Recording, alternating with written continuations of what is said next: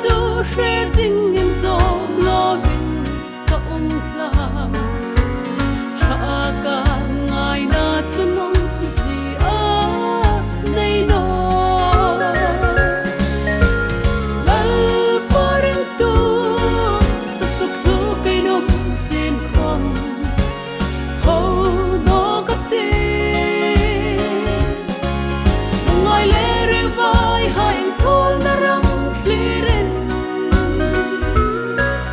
uta bolo kho pui moi chu amitin ka ri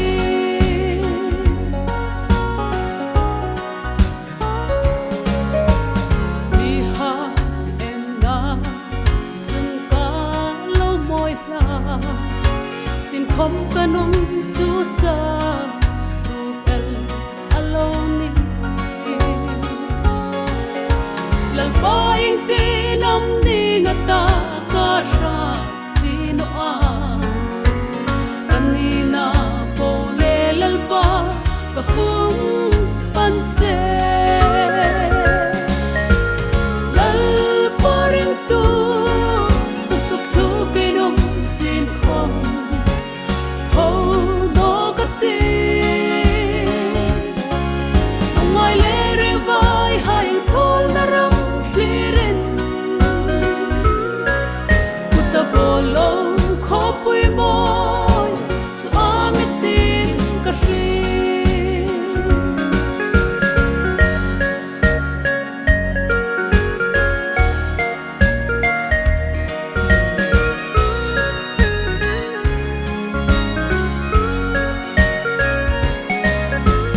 mangai